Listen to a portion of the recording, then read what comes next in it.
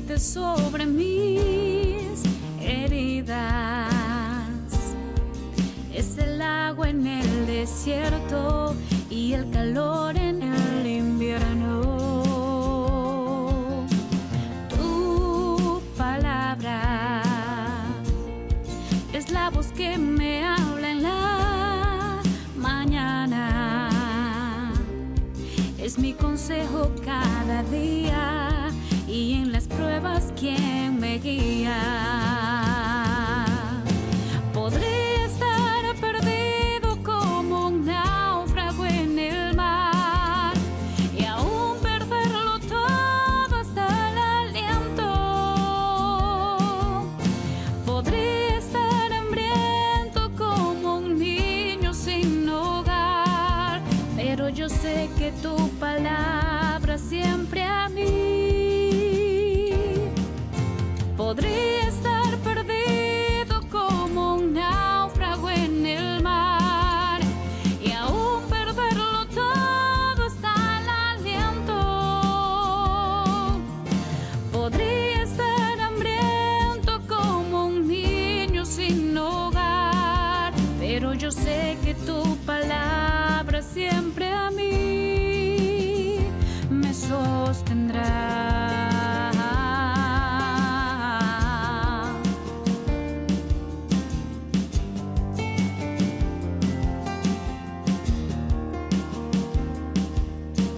Tu palabra es como aceite sobre mis heridas. Es el agua en el desierto y el calor en el invierno. Tu palabra es la voz que me habla en la mañana. Es mi consejo cada día y en las pruebas quien me guía. Podría estar perdido como un náufrago en el mar y aún perderlo todo hasta el aliento. Podría estar hambriento como un niño sin hogar, pero yo sé que tu palabra siempre a mí. Podría estar perdido como un náufrago en el mar y aún perderlo todo hasta el aliento. Podría estar hambriento como un niño sin hogar, pero yo sé que tu palabra siempre a mí. Pero yo sé que tu palabra siempre a mí me sostendrá.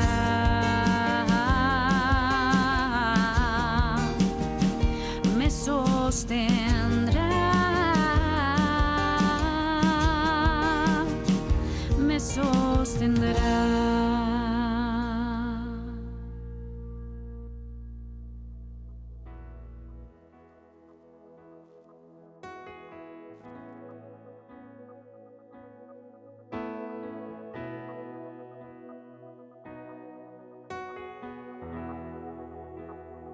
Que tiene tu espíritu, que cuando me toca me hace temblar. Estimados hermanos y amigos, tengan muy buenos días. Que la gracia y la paz de nuestro Señor Jesucristo sea con cada uno de ustedes. Damos gracias a nuestro Dios por este nuevo día que nos concede para continuar siendo edificados en su palabra. Oremos. Bendito Dios y Padre Celestial, te honramos y te damos gracias, Señor, en esta mañana. Una vez más, agradecidos por tu grande bondad, por tu gran misericordia derramada sobre nuestras vidas, Padre amado. Te damos gracias, Señor, por lo bueno que eres con cada uno de nosotros. Gracias, Señor, por la vida, por la salud, por la oportunidad que nos concedes para ser edificados en este día en tu palabra, para ser edificados, Señor, ser enseñados, ser exhortados, ser consolados. Señor, tu palabra nos ilumina, tu palabra nos aclara el camino, nos enseña qué es lo que tenemos que hacer, por dónde caminar, nos enseña tu corazón, tus pensamientos. Y Dios mío, pon en cada uno de nosotros la capacidad de poder obedecer tu palabra, de poder, Señor, cada día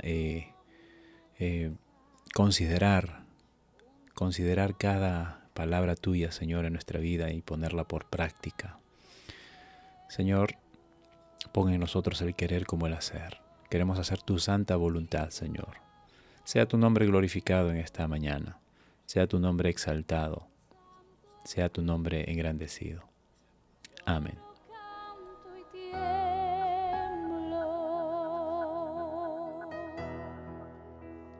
¿Qué hay en tu interior?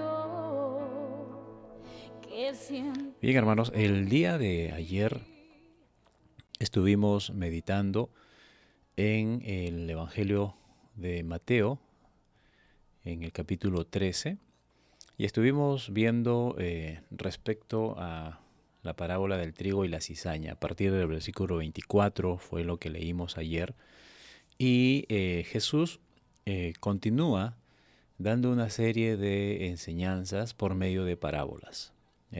Mencionamos que una parábola es un símil, es una comparación, una historia paralela, una forma distinta de decir alguna verdad, ¿no?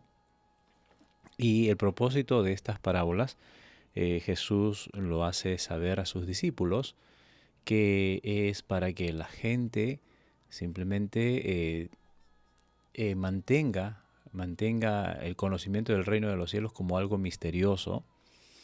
Sin embargo, a los discípulos es que el Señor explica, ¿no?, detalladamente qué es lo que quería decir con cada una de sus parábolas. Y en el caso de la parábola del trigo y la cizaña, Jesús les explica, ¿no?, que la historia la comenta el Señor de que un hombre, un padre de familia que tiene un terreno, siembra una buena semilla en su campo, semilla de trigo, por supuesto, pero a medida que va creciendo el trigo, el Señor menciona que alguien, un enemigo suyo, había venido a sembrar una mala semilla, y esto produjo cizaña.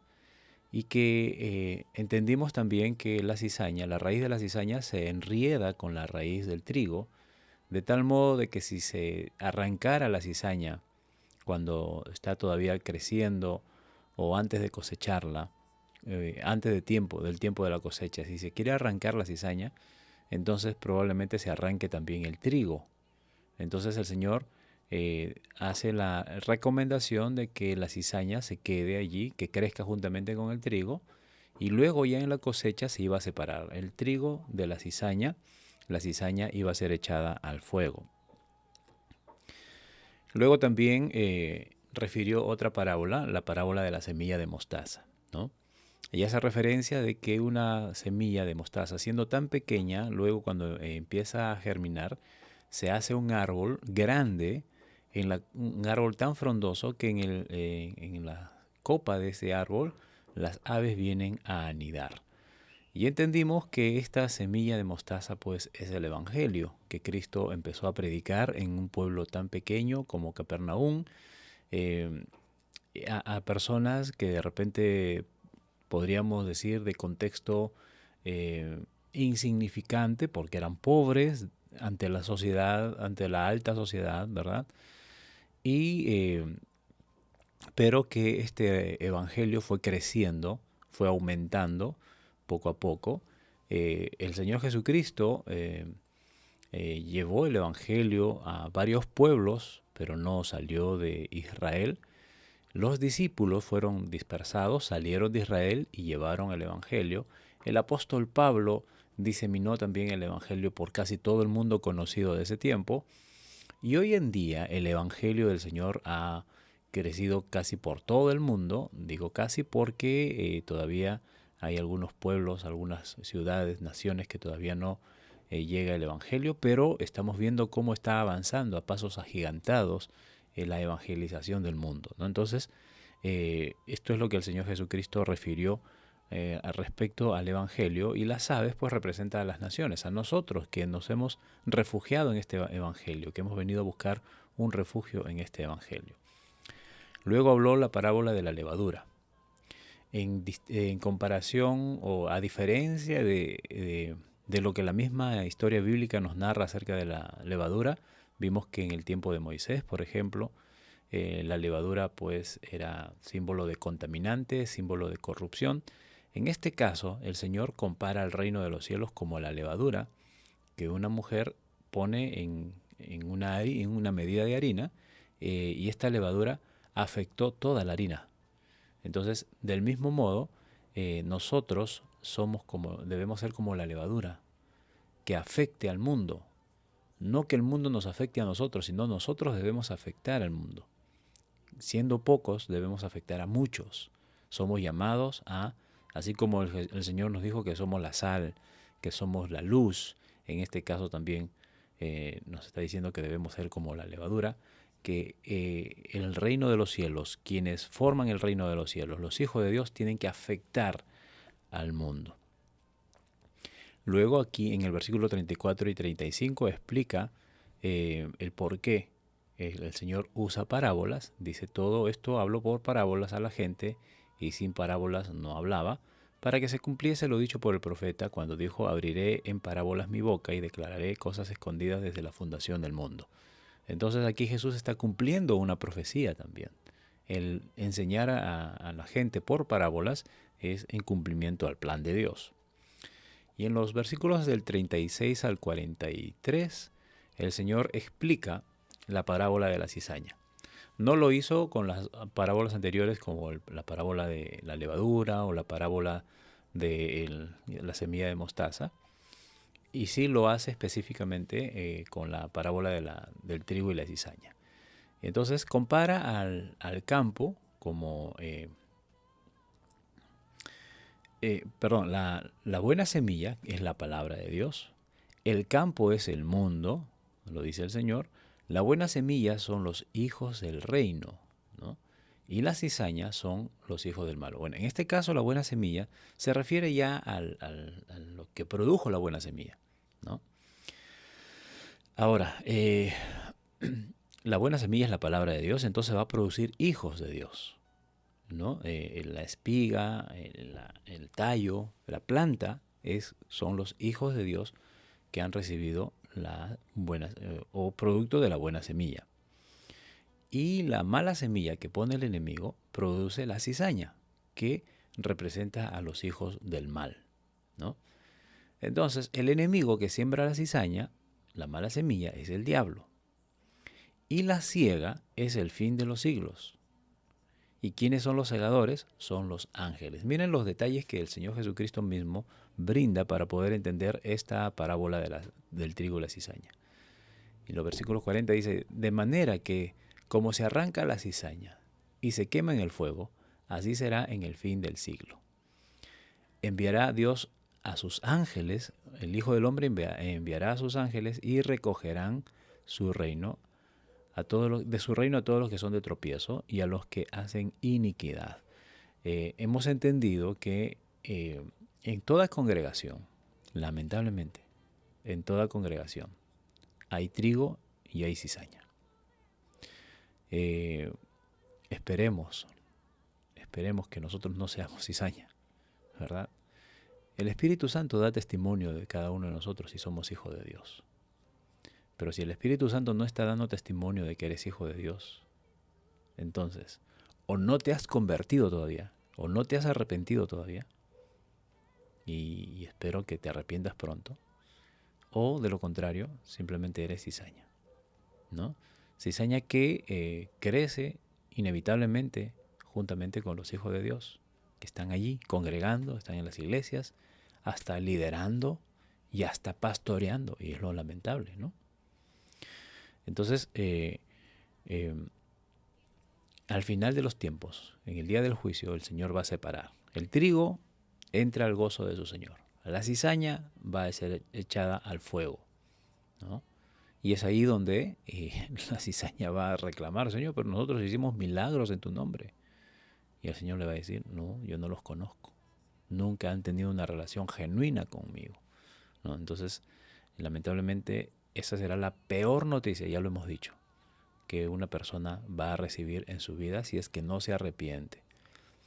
Para quienes nos hemos arrepentido, vamos a recibir la más grande noticia de toda nuestra vida, de toda nuestra existencia. ¿Cuál es?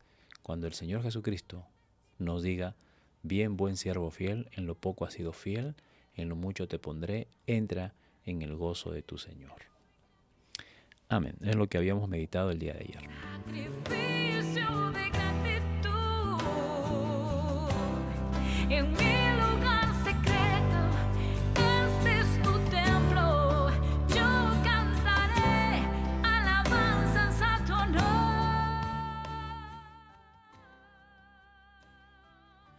El día de hoy vamos a meditar en Mateo 13, ya la tercera parte. Hemos dividido este evangelio en 3 partes, los versículos del 44 al 58.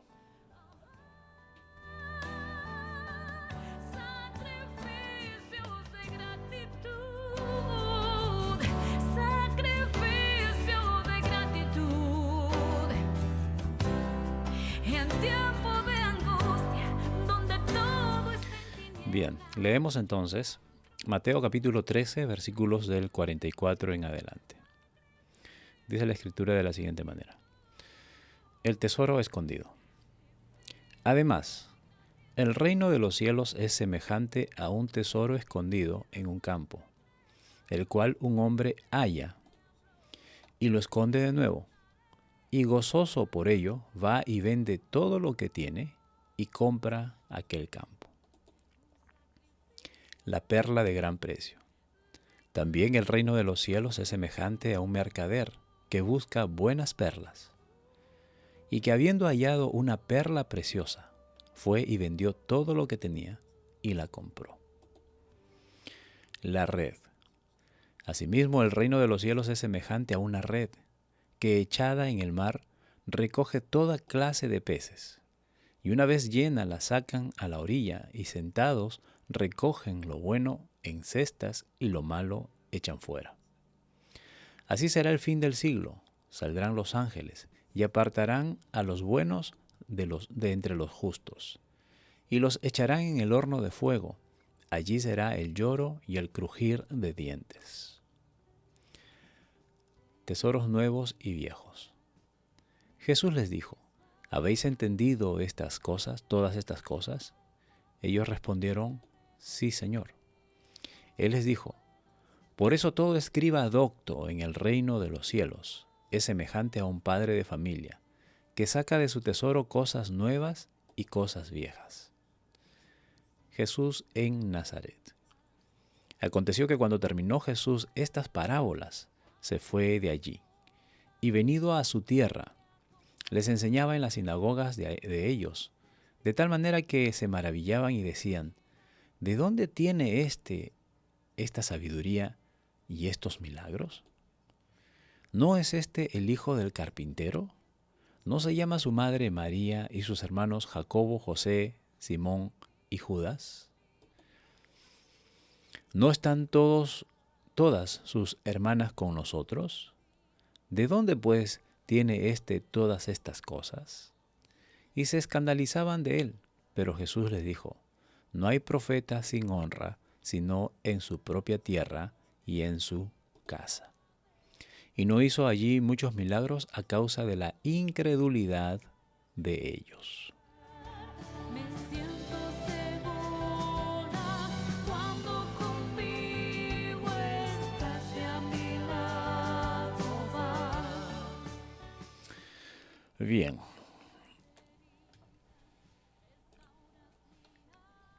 Jesús entonces continúa y según el relato de Mateo, está enseñando estas últimas parábolas. Hemos visto una serie de parábolas en donde el Señor está dando a entender el reino de los cielos. ¿Cómo es el reino de los cielos? ¿Y a quién lo está enseñando? Específicamente a sus discípulos. Lo dice abiertamente a la gente, pero lo menciona en forma figurativa, ¿no? Por medio de historias cotidianas, historias de la vida real, historias que la gente pues podría de alguna manera entenderla. Sin embargo, va a quedar oculto, va a quedar como un misterio todavía para la gente. Pero a los discípulos el Señor se va a encargar de explicarles a detalle cada una de estas parábolas. Entonces, continúa enseñando y habla sobre sobre un tesoro escondido. El versículo 44 dice, hemos leído, además el reino de los cielos es semejante a un tesoro escondido en un campo.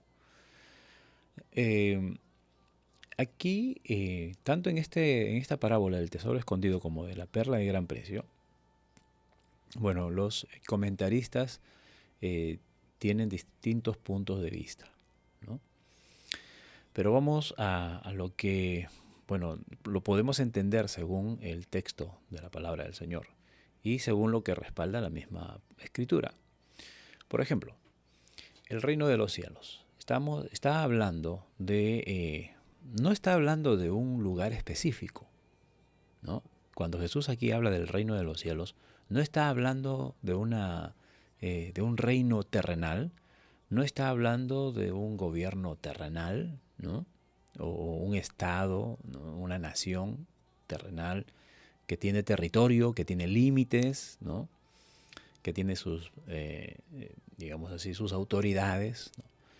Aquí el reino de los cielos está hablando del dominio de Cristo sobre los corazones de quienes se arrepienten, de sus hijos, ¿no? Entonces, al arrepentirnos, estamos formando parte del reino de los cielos. Y en el reino de los cielos, pues, el Rey es Jesucristo. Y Él nos ha establecido normas a seguir en su reino, ¿no? Para que nosotros nos identifiquemos como parte del reino de los cielos, entonces tenemos que acatar estas órdenes, estas enseñanzas del Señor. Ahora, el Señor compara el reino de los cielos como un tesoro escondido. Dicen algunos comentaristas, cuando alguien sabe que tiene un tesoro o encuentra un tesoro, ¿no? Ese tesoro no tiene mucho valor mientras está escondido, mientras está debajo del mar, como las historias, ¿verdad? Las historias de ficción, o en medio de una isla, y hay una X allí en el terreno donde dice aquí hay que escarbar y ahí está el cofre del tesoro. Mientras está escondido, ese tesoro no tiene valor. Mientras está enterrado, no tiene valor. Mucha gente se dedica a buscar, ¿no? Según las historias que vemos. Pero definitivamente, si no logra encontrar ese tesoro no va a tener valor. Una vez que es encontrada, una vez que es hallada, entonces ese tesoro es de mucho valor para la persona que lo encuentra. Entonces, aquí el Señor Jesucristo está haciendo referencia de que un hombre haya un tesoro escondido y lógicamente todavía no le pertenece hasta mientras que él va y vende todo lo que tiene y compra el terreno donde está ese tesoro. Aquí no está hablando tanto del valor del tesoro. Esta parábola nos habla más del sacrificio que hace esta persona para hallar ese tesoro, para hacerse de este tesoro. Entonces, el apóstol Pablo, en Filipenses capítulo 3, versículo 7, dice lo siguiente. Cuando él está dando testimonio de sí mismo, él dice, pero cuántas cosas eran para mí ganancias, y las he estimado como pérdida por amor de Jesucristo. Ciertamente aún estimo todas las cosas como pérdida por la excelencia del conocimiento de Cristo Jesús, mi Señor, por amor del cual he perdido todo y lo tengo por basura para ganar a Cristo. Entonces, ¿qué es lo que nos está diciendo el Señor aquí? Pues el Señor Jesús es Dios, es el tesoro de gran valor, pero el hombre que no se arrepiente, entonces simplemente va a perder la oportunidad de obtener algo tan valioso como aquellos que buscan el tesoro y no lo encuentran. Mientras no lo encuentran, ese tesoro no es valioso para esas personas, para estas personas. Esto no estoy diciendo que el tesoro no tiene valor, ¿no? Sino que mientras permanece escondido para una persona, mientras no lo hayan, lógicamente, esa persona no va a adquirir el valor, no va a aprovechar el valor de ese tesoro. Ahora, aquí también, un hombre encuentra o sabe dónde hay un tesoro escondido y dice, vende todo. O sea, todo lo que tiene básicamente se deshace de todo lo que tiene porque él prefiere tener aquel tesoro que ha encontrado que es de mucho valor, de mucho más valor de las cosas que él tenía. Por eso que se deshace de lo demás. Y Pablo dice de lo mismo. Yo tenía muchas cosas, yo era tantas cosas, pero al hallar este tesoro que es Jesucristo, todo lo que yo tengo ya no me sirve. Así es que me deshago de todas estas cosas para obtener este precioso tesoro que es Jesucristo. Entonces, mis hermanos, el valor que tiene Jesucristo para el hombre se va a efectuar para aquel que al arrepentirse ahora hace suyo ese tesoro y definitivamente el beneficio va a ser eterno. El beneficio de haber hallado ese tesoro va a ser una vida abundante en la eternidad. Luego el mismo Señor Jesucristo dice, el reino de los cielos es semejante a un mercader que busca buenas perlas. Pero habiendo hallado una perla preciosa, fue y vende todo lo que tenía y compra esa perla preciosa. Aquí estos términos de comprar, ¿no? Vender todo lo que tenía, es lo que en los que los comentaristas de repente de alguna u otra manera le dan distintas interpretaciones. Porque de nuestro punto de vista como hombres, nosotros no vamos a poder comprar, no nos va a alcanzar ni nuestra propia vida nos va a alcanzar para poder comprar una perla, ¿no? Entonces ellos dicen, parte de los comentaristas dicen, quien fue capaz de comprar, de pagar por nuestra salvación fue Jesucristo, ¿no?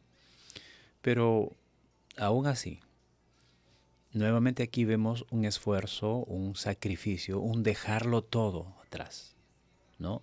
Dejar todo lo que nosotros considerábamos de valor. Porque mientras no encontramos a Jesús, hermanos, sabemos que Jesús es el que nos busca a nosotros, pero mientras no tenemos un encuentro con Cristo, lo voy a plantear de este modo, mientras no tenemos un encuentro con Jesucristo, nosotros vamos a estimar de mucho valor a nosotros mismos, ¿sí? Muchas veces nosotros tenemos un concepto más alto del que creemos, del que debemos tener, ¿no? Vamos a considerar de mucho más valor las cosas materiales que tenemos, aunque no tenemos mucho, pero para nosotros eso es todo, porque nos costó alcanzarlo, ¿verdad? Nos costó trabajo, sacrificio, esfuerzo, ¿no? Entonces vamos a considerar de mucho más valor.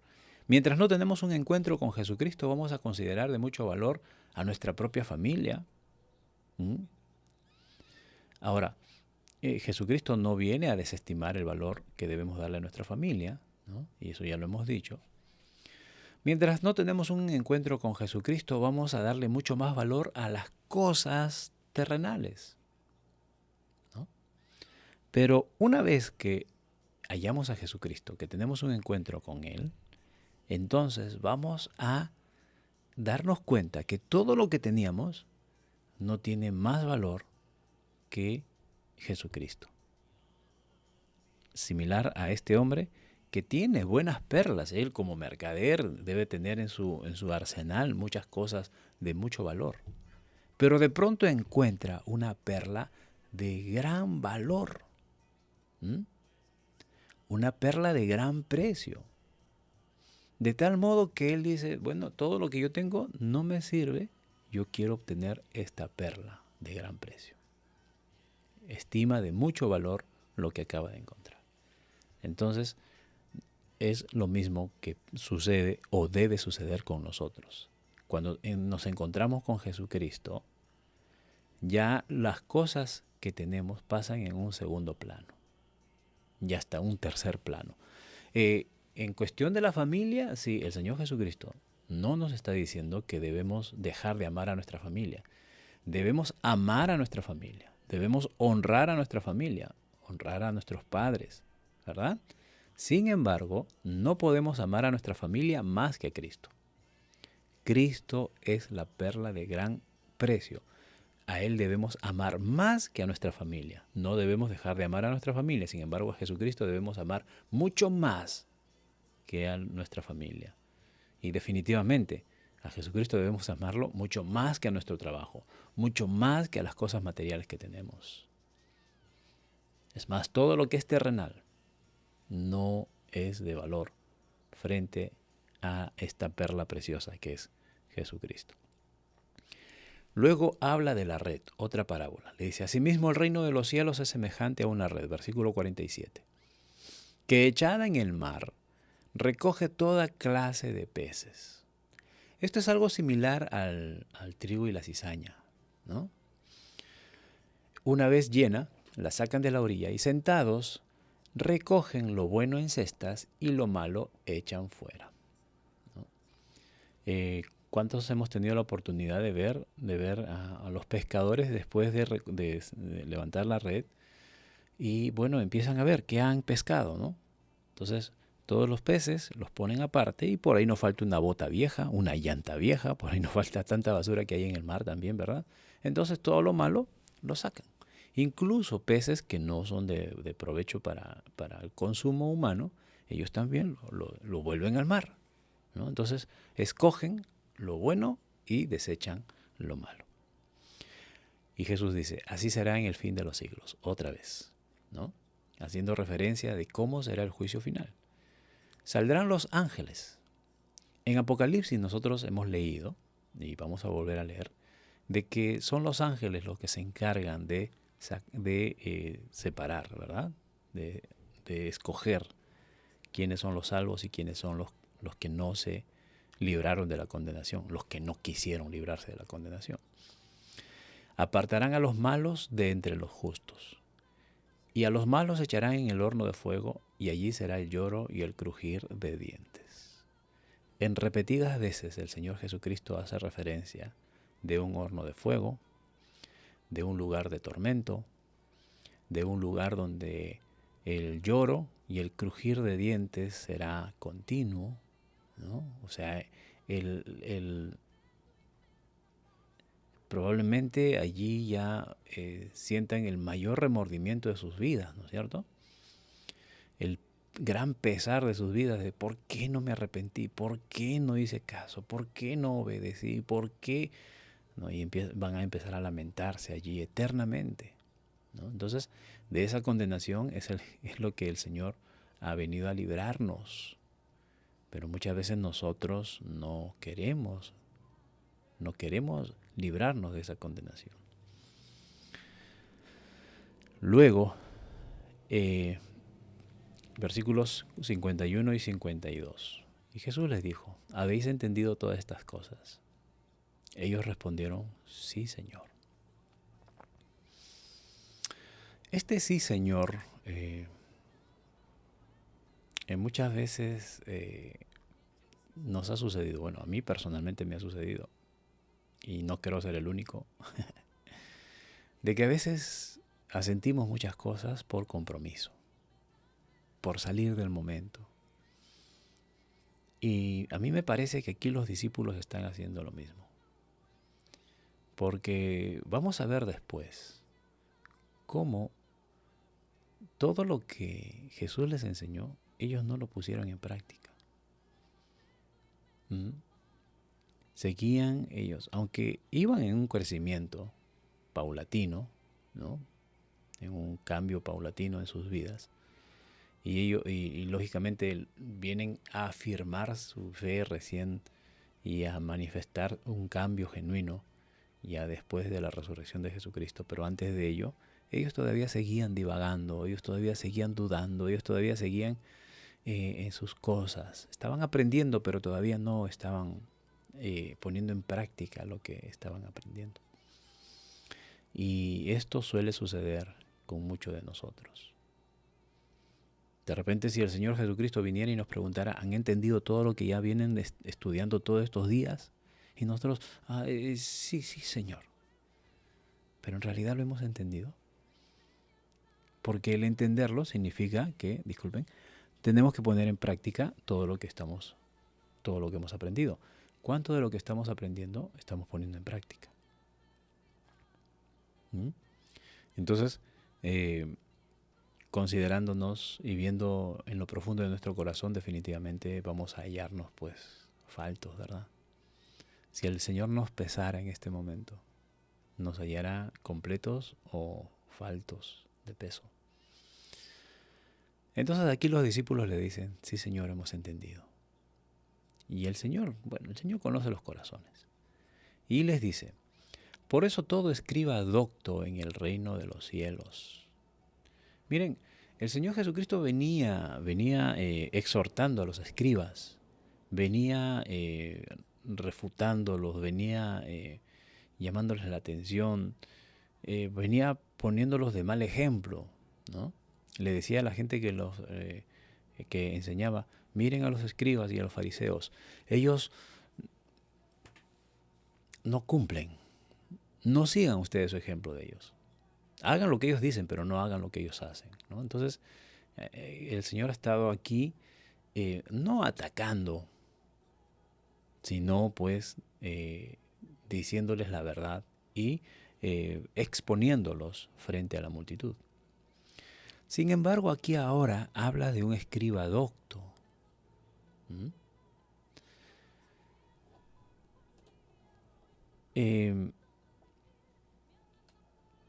Hubieron escribas,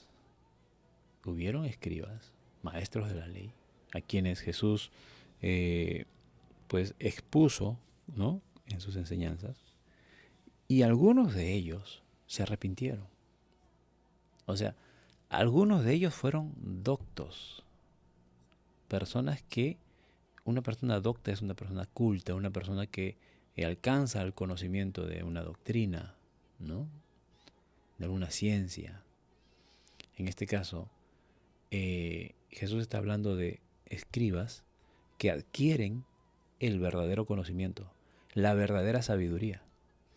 No la que ellos por naturaleza consideran que es correcta, porque por naturaleza, sin tener al Señor Jesucristo en sus corazones, definitivamente esa sabiduría es o humana o es infundada o motivada por Satanás, ¿verdad?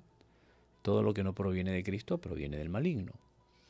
Entonces, un sabio que no tiene a Cristo en su corazón, ¿de dónde adquiere la sabiduría? ¿Es humana o es diabólica, verdad? Entonces, estos escribas eran personas sabias, eran personas entendidas, estudiadas. Pero mientras no tenían a Cristo en su corazón, pues ese entendimiento es vano, es falaz.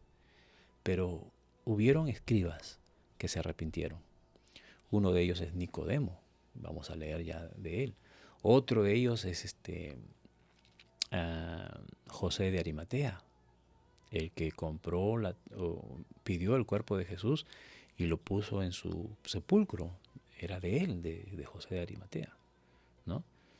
Entonces, personas como ellas, que teniendo ese conocimiento, desestimaron el conocimiento humano que tenían y ahora adquieren el conocimiento de Cristo. A ellos se refiere en esta oportunidad del Señor. Por eso todo escriba docto en el reino de los cielos, o sea, todo escriba, toda persona que entiende, es semejante a un padre de familia que saca de su tesoro muchas cosas nuevas y cosas viejas. Y lógicamente, ¿qué va a hacer con las viejas? Va a tener que desecharlas, ¿no? No como los acumuladores, ¿verdad? Que guardan cosas viejas también. Y en eso a veces tenemos que desechar las cosas viejas y atesorar las cosas nuevas. Versículo 53.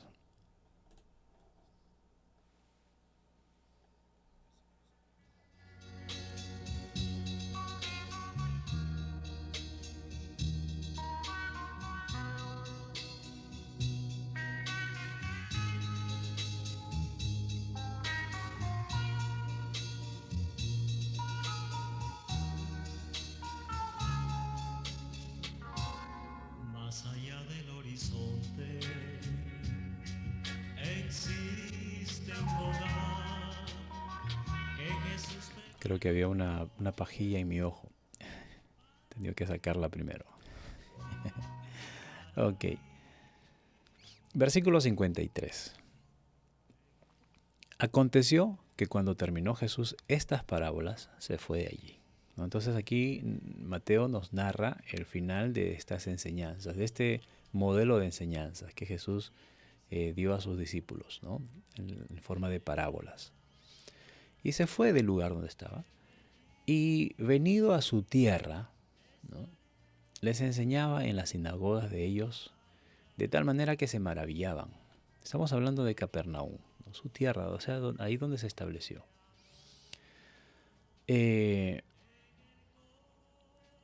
Nazaret, donde creció, en el lugar donde creció, en Nazaret. Venido a su tierra, de tal manera que enseñaba en las sinagogas y la gente se maravillaba y decía, ¿de dónde tiene tanta sabiduría y estos milagros? O sea, recuerde que Natanael, él dijo, ¿no? De Nazaret puede salir algo bueno. Y este concepto, Nazaret no la tenía gratuitamente.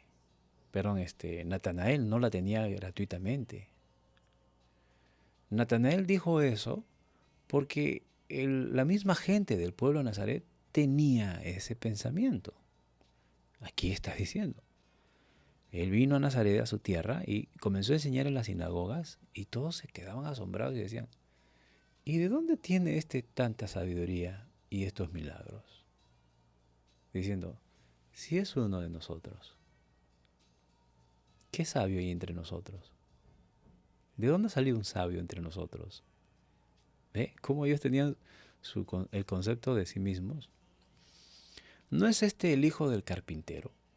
Ellos conocían a José, ¿no? Ahora, carpintería inmediatamente nosotros lo relacionamos con madera, ¿verdad? Pero la carpintería es un oficio que no solamente se trabaja en madera. Yo conozco un carpintero metálico, por ejemplo, y es un primo mío. Y él, bueno, hace años tenía su carpintería metálica aquí en la ciudad de Chimbote. Entonces yo estaba acostumbrado a relacionar la carpintería con la madera. Entonces, cuando iba a su local, a veces visitaba a mi primo y leía carpintería metálica, Emanuel. Es un cherry. No, él ya no está acá en Chimbote. No, entonces, yo decía, pero ¿por qué dice carpintería? Y voy a ver si acá no hay nada de madera. Veía puros fierros, aluminios, ¿no?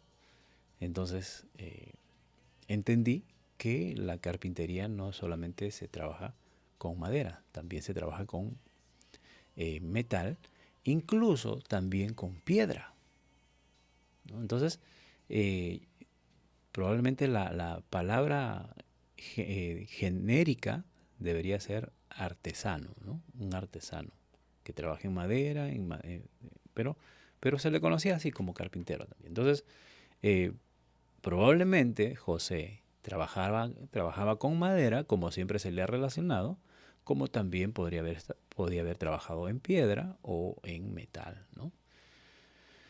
Pero el asunto es que Nazaret, pues, ellos decían, pero es hijo de José, el carpintero. ¿Quién no conoce al carpintero? Y es más, bueno, no voy a hablar mal de José porque la Biblia lo describe como un hombre justo, ¿no? Pero lamentablemente los carpinteros tienen mala fama, ¿no? De que decir, maestro, ¿cuándo me entrega mi trabajo? Ya le voy a pagar todo, ¿cuándo me entrega? Tal fecha. Y viene en tal fecha a recoger el trabajo y el carpintero que dice, ¿sabe qué? Mire, la madera está mojada, venga una semana después. Lamentablemente, la mayoría de carpinteros, no todos, ¿verdad? Y no creo que José haya tenido esa fama. Pero sin embargo, decían, es el hijo del carpintero, nosotros conocemos al carpintero, allá está José. ¿No es su hijo? ¿No? ¿No se llama su madre María? ¿No? Y ya nosotros hemos entendido de que María no tenía una buena, digamos así, una buena referencia. Hasta ahora les había quedado marcado en el corazón de la gente de que María se había embarazado antes de casarse. Y eso no le daba buena imagen a María. ¿Mm? María tuvo que cargar con todo eso probablemente toda su vida. Porque hasta grande a Jesús le dijeron, tú eres hija de una mujer pecadora. Eres hijo, perdón, de una mujer pecadora. De una mujer adúltera. Acusaban a Jesús así. ¿Se dan cuenta del testimonio que tenía María? Y bueno, eso a ella de repente no le estaba afectando en nada. Ella sabía muy bien qué es lo que había pasado en su vida. Pero sin embargo la gente, ¿no? La gente mala no olvida. Entonces, ¿no es este el hijo de María? ¿Mm? Y sus hermanos no son Jacobo, José, Simón y Judas. Miren, aquí por lo menos, aquí ya Mateo nos da a entender cuántos hermanos tuvo Jesús. Jacobo, que después llegó a ser Santiago, uno de los grandes líderes de la iglesia, ¿no? Este no es el discípulo Jacobo, no, no es Jacobo, el discípulo era hermano de José, hermano de Juan, hijos de Zebedeo. Este Jacobo es medio hermano de Jesús, hijo de José y María. Están José, Simón y Judas, pareciera que fueron los discípulos, ¿no? Pero no son los.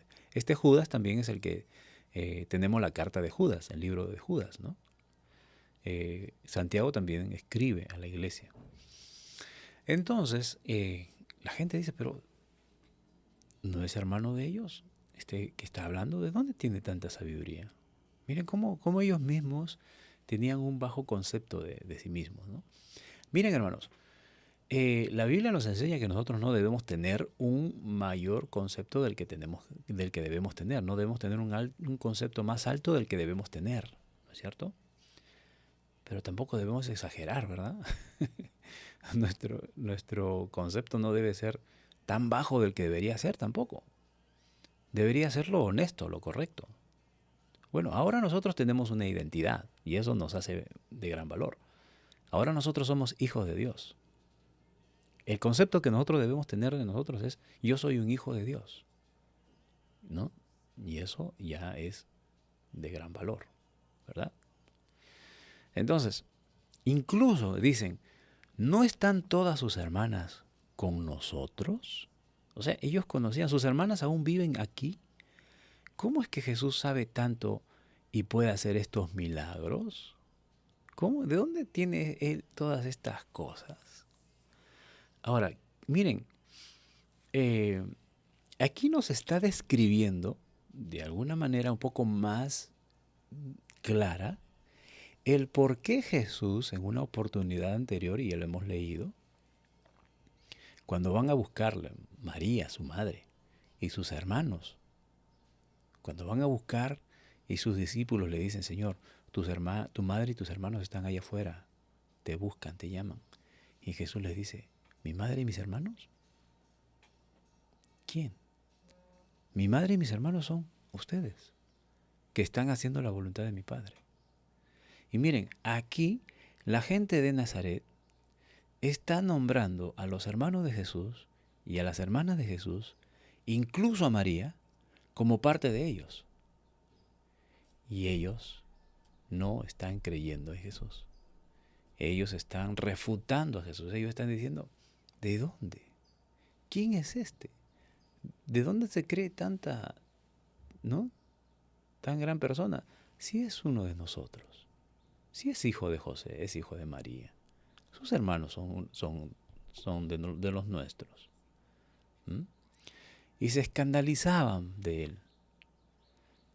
Pero Jesús dijo, no hay profeta sin honra, sino en su propia tierra y en su casa. Miren, está especificando dos lugares con mucha claridad. Jesús no está recibiendo honra en su tierra, en Nazaret. Y tampoco lo está recibiendo en su casa. No está recibiendo honra de María. En este tiempo, en esta parte de la historia, Jesús está siendo específico. Ni María. Sus hermanos no le están dando honra. Abiertamente, nosotros sabemos específicamente que Jacobo no creía en Jesús. Hasta que Jesús se le presentó ya resucitado. Recién allí su hermano cree en él. Y sus demás hermanos también. Pero en ese momento, ni sus hermanos, ni sus hermanas le estaban dando honra a Jesús. ¿Por qué? Porque no estaban haciendo la voluntad del Padre. Y Jesús dice, no me están honrando ni en mi tierra, ni en mi casa. ¿No?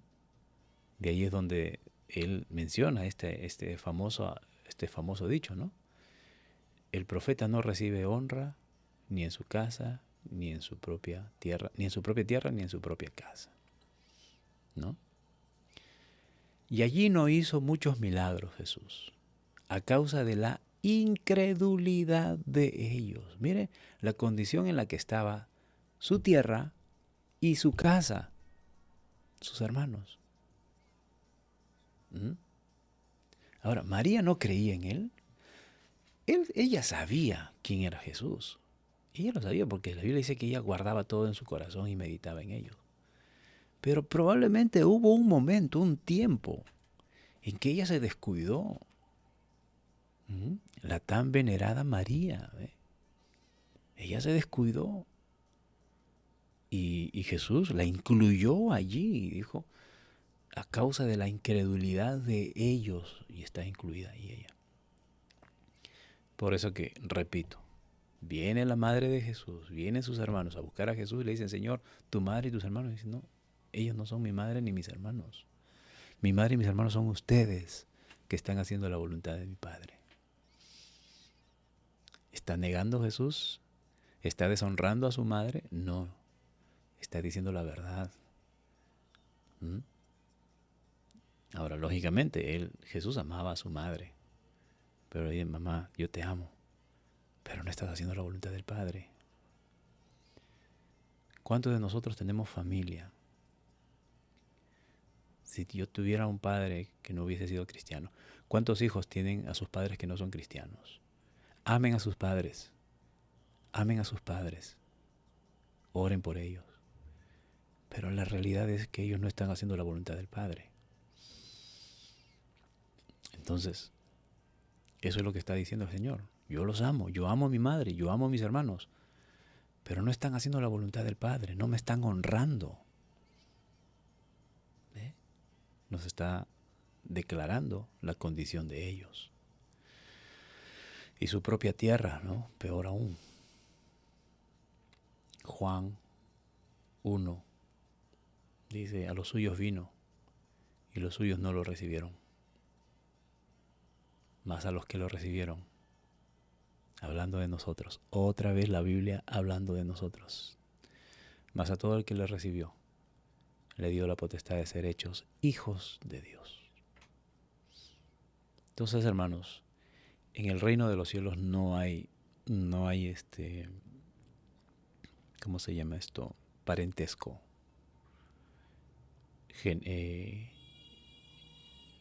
Parentesco carnal, ¿no? En el reino de los cielos lo que cuenta es, si nos hemos arrepentido, entonces somos hijos de Dios. Si usted y yo nos hemos arrepentido, entonces somos hermanos. Eso es lo que cuenta en el reino de los cielos. Y si aún no lo hemos hecho, si todavía consideramos que Jesús, ¿quién es Jesús? ¿Por qué adorar a Jesús? Jesús es el Hijo de Dios. Jesús es Dios. Él es la perla de gran precio. Él es el gran tesoro escondido. Y seremos felices. Somos felices los que lo hemos hallado. Serán felices quienes lo puedan hallar. Amén.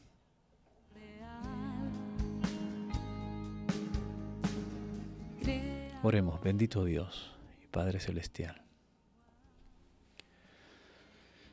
Qué privilegio para nosotros, Señor. Bueno, la enseñanza nos dice, figura un hombre que encontró y la perla de gran precio. Señor, nosotros te hemos encontrado, no porque te hemos buscado, sino porque tú nos has buscado y hemos tenido un encuentro contigo, Señor. Y gracias, Padre, porque gracias a este encuentro, nosotros ahora reconocemos que hemos hallado lo mejor, que tenemos lo mejor, que todo lo que tenemos nosotros terrenalmente no nos servirá de nada, ni nos sirve de nada, frente al conocimiento tuyo, Señor. Y como dijo Pablo, todo lo que yo tengo, todo lo que yo soy, sin el conocimiento tuyo, que era de gran valor. Pero ahora que te conozco, todo lo que yo tengo, todo lo que yo soy es basura. Señor bendito, gracias por buscarnos. Gracias por hacer la obra redentora para cada uno de nosotros. Y por medio de esa obra nosotros somos salvos. No es que te hayamos buscado nosotros una vez más, sino que tú viniste a mostrarte como aquella perla de gran precio. Tú viniste a mostrarte como el gran tesoro. ¿Qué más tesoro podemos encontrar? ¿Qué más tesoro debemos buscar, Señor? Si contigo lo hemos hallado todo, contigo lo tenemos absolutamente todo. Gracias, Dios amado. Gracias por tu misericordia y por tu bondad. Gracias por ser bueno con nosotros. Gracias por ser nuestro Dios, nuestro Señor. Bendito eres, Rey de Reyes y Señor de Señores. Amado Dios, una vez más te pedimos también por nuestros hermanos, por quienes están pasando por momentos difíciles. Y me incluyo, Señor. Momentos que nos permites pasar por pruebas en la que debemos poner nuestra confianza, nuestra plena confianza en ti, Señor. A veces no son pruebas directamente a nosotros, Señor. Son pruebas que vienen por medio de nuestros hijos, de nuestro cónyuge. Pero, Señor, debemos estar allí. Como diría un siervo tuyo, imparables. Imparables, Señor. Mirando hacia la meta, puesto nuestros ojos en ti, hacia el premio de la soberana vocación, Cristo Jesús. Y proseguir al blanco, Señor, en medio de las tribulaciones, en medio de las pruebas. Que la circunstancia no minimice nuestra fe. Al contrario, debemos confiar que tu Hijo Jesucristo está intercediendo por nosotros, para que nuestra fe no decaiga. Señor, en eso debemos estar centrados mientras estamos pasando por diversas pruebas. Que nuestra fe se mantenga firme en ti, Señor. Que nuestra fe, nuestra mirada esté puesta en ti, el autor y consumador de nuestras vidas. Y Dios mío, ello nos fortalecerá para que al final de la prueba, sea cual sea el resultado, Señor, siempre será ganancia para nosotros, siempre será de beneficio para nosotros. Aunque esto signifique la pérdida de la vida, pero, Señor amado, para nosotros tus hijos después de la muerte lo que viene es lo mejor de lo mejor. Y debemos estar preparados para ese tiempo, ese momento, Señor, como ha sucedido en estos días con muchos de tus hijos, que han estado batallando hasta el último día de sus vidas, que han permanecido fieles hasta el último día de sus vidas, que sus ojos han estado puestos en ti hasta el último día de sus vidas, Señor. Su prueba terminó, sus momentos difíciles culminaron y ahora están contigo ahí en tu santa gloria, Señor. Y es lo mejor que les ha sucedido. Mientras los que estamos aquí en la tierra, Señor, y considera, Señor, terminar la prueba, también terminaremos en victoria, porque habremos sido probados como el oro, y Señor, habremos sido más refinados y listos para nuevos retos, para para continuar nuestro camino, Señor, dar nuevos pasos hacia adelante. Te ruego, Señor, trae fortaleza, trae convicción, trae, Señor, esperanza, confianza, Señor, en el corazón de cada uno de mis hermanos, quienes estamos pasando por diversas pruebas. Dios bendito, también te ruego por nuestros pastores. Dios mío, cada uno de mis hermanos estamos orando por nuestros pastores cada día, Señor. Te ruego por mi pastor, por su esposa, por los pastores asistentes, Señor, y también por sus esposas.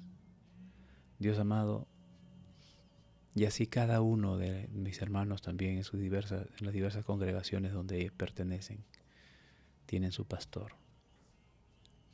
Y te pedimos, Señor, por estos hombres tuyos que tú has levantado para dirigir tu iglesia, para dirigir tu grey, para alimentar tu grey, para apacentar tus ovejas. Tamaña responsabilidad que ha caído sobre sus hombros, y los cuales ellos con tanta valentía han dicho: Señor, yo estoy dispuesto. Señor, multiplica sus fuerzas, y si ya no tienen fuerzas, Señor, multiplícalas también, Señor, porque tu palabra dice que tú das esfuerzo al cansado y multiplica las fuerzas al que no tiene ninguna. Trae salud física, salud espiritual, salud mental, emocional, Señor. Padre mío, fortalece a nuestros pastores y dale sabiduría, Dios mío, para que ellos prediquen tu palabra, para que ellos, al ponerse al frente de tu iglesia, de tu grey, al abrir su boca, hablen tu palabra, Señor. Hablen tu palabra, Dios mío. Libra a tu iglesia, libra a tu grey de falsos pastores. Y libra, Señor, a los pastores de malas doctrinas. Señor, afírmalos en tu palabra, para que ellos prediquen tu palabra. También te rogamos, Señor, por nuestras autoridades civiles. Te pedimos, Padre bueno, desde nuestro presidente hasta nuestros gobernantes locales, todos los que están en autoridad, Señor, la manera como ellos pueden ejercer un buen gobierno, una buena administración. Una correcta administración solamente es a través de un corazón arrepentido, de un corazón que reconoce que la sabiduría viene de ti. Ellos necesitan alcanzar tu amor y tu misericordia, Señor. Obra en sus vidas. Amado Dios, también te ruego por familiares, parientes, cercanos o lejanos, amigos, vecinos, que todavía no se deciden, que no reconocen que tú eres el Señor, que todavía no han sido salvos. Padre, ten misericordia de ellos también. Y te pido también, Señor amado, por mis hermanos, que cada día nos acompañan, que son parte de esta transmisión, no solamente en la mañana, sino durante el día, quienes se unen a esta transmisión para juntos ser edificados en tu palabra. Señor, precisamente que sea eso, seamos edificados cada día y tu amor y bendición sea sobre sus vidas. Señor amado, que tu gracia y tu misericordia estén todos los días con ellos, trayéndoles paz, amor y sobre todo salvación. Gracias, Señor, por tu misericordia. Gracias por tu bondad. Amén. Amén.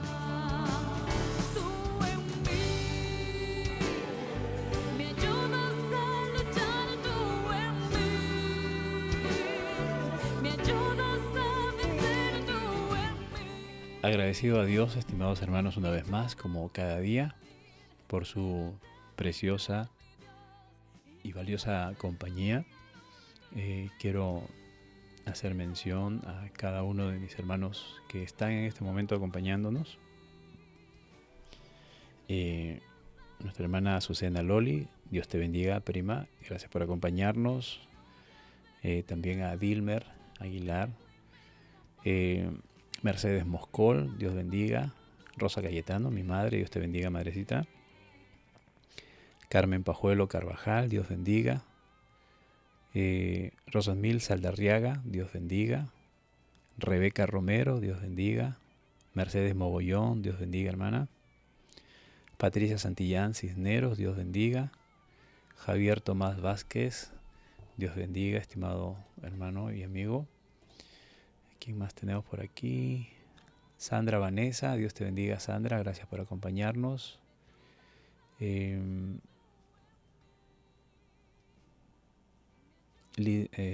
Shirley Aguirre, Dios bendiga. Liz Brenda Carvajal, Dios bendiga. Alan Montañez, Dios bendiga, hermano, gracias por acompañarnos. Bien, y todos los que en el transcurso del día estén uniéndose, siempre deseamos que la gracia y la bendición del Señor sea con cada uno de ustedes. Estimados hermanos, mañana domingo estamos igual a las 7 de la mañana, Dios mediante, para seguir edificándonos en su palabra. Hasta entonces, Dios les bendiga.